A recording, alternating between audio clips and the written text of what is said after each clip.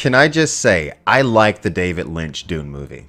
A few moments later. Why has Lynch, a white male, been cast as a black female in Dune? Obviously SJW garbage. Well, first off, Leia Kynes is half Fremen, so not exactly white, and also it didn't really matter to anyone in David Lynch's Dune when they cast him as an extremely pale Caucasian. No. You insulted him a little bit. You got a little out of order yourself. No, I didn't insult him. I didn't insult him. Insulted him a little bit. No, I didn't insult nobody. Give us a drink. Give us a drink. Okay?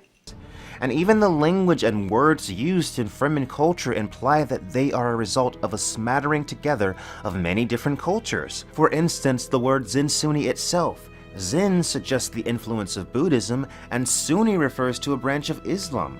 But the Fremen have words like Mahdi, Muad'Dib, Sayadina. All of these imply the influence of non-white cultures. And also the fact that the Fremen have lived in the deep deserts of Arrakis for many generations suggests that at the very least their skin should have darkened somewhat. So for David Lynch's Dune to portray every single Fremen character as pale white completely betrays the source material.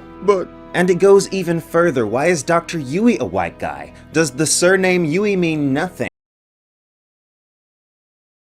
Like a lot of times as a fan of George R. Martin's incredible books, as a fan of these books, I would feel insulted watching Game of Thrones because it was almost like they were disrespecting the source material.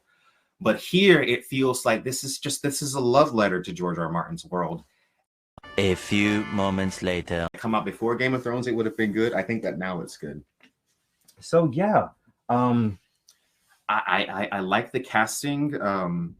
I know a lot of people are like upset with like some of the Valerian casting, which is like really weird to me. Like it's a fantasy continent. If you're like upset about people that are brown skinned on a fantasy continent, then I mean, I don't know what to tell you, man. If George R. Martin is okay with it, then I feel like you should be okay with it. I don't know. That's a little weird.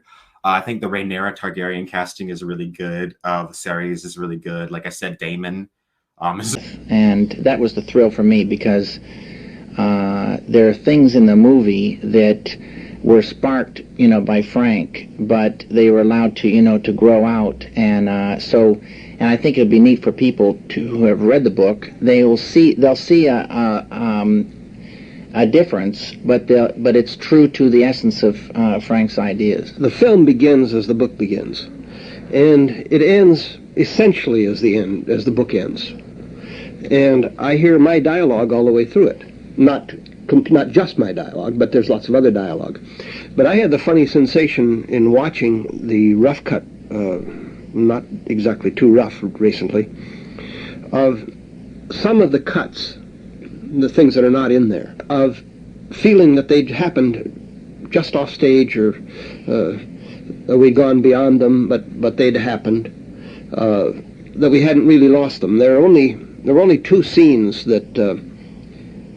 that I missed in the film, but I know why they were cut. And they were pets of mine, and you shouldn't have any pets when you're doing a screenplay. No, they were pets of mine too, but I know which scenes they are. But, those are the. And Duke Leto himself is described as having olive skin. Sorry, but Jürgen Prochnow's very German skin does not pass for olive in any light. So if you really want to get pedantic about skin color, what we've seen from Denis Villeneuve's Dune is far more representative of what is in the novel.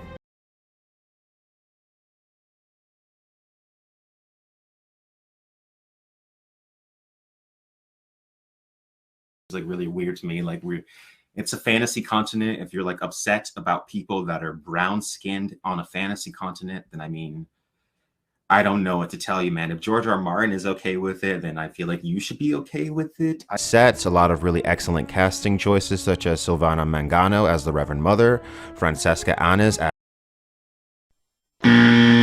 in need of a new adaptation. And I'm happy that Denis Villeneuve's new movie is being split into two films so that it can hopefully avoid some of the pacing issues of the 1984 movie. Thank you guys. Can I just say, I like the David Lynch Dune movie. Sir, I can explain if you would just give me a moment. No, you can't. Don't even try. Captain, perhaps it would be best if we discuss this. Shut up! I beg your pardon. I said shut up. As in close your mouth and stop talking. Duke Leto himself is described as having olive skin.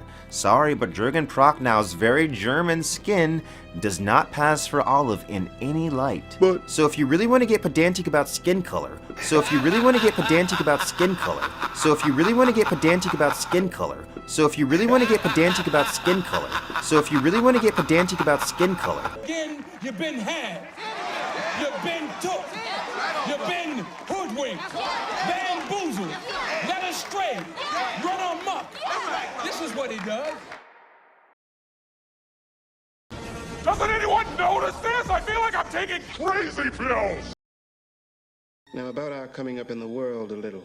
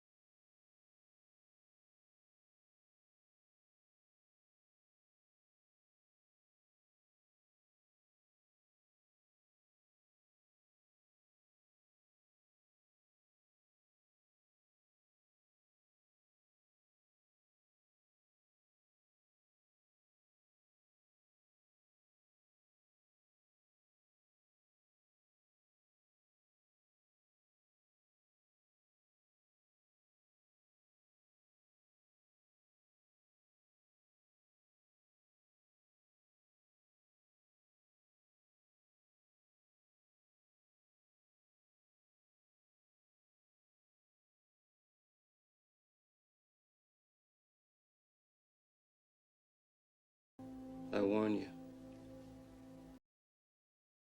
I was almost a historian. I've seriously considered being a historian, and while I was in the throes of this decision, I came on the idea that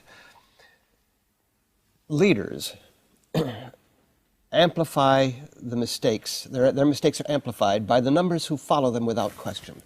And charismatic leaders tend to build up followings, power structures, and those power structures tend to be taken over by people who are corruptible. I don't think that the old saw about power corrupting and absolute power corrupting absolutely is accurate. I think power attracts the corruptible. Doesn't anyone notice this? I feel like I'm taking crazy pills.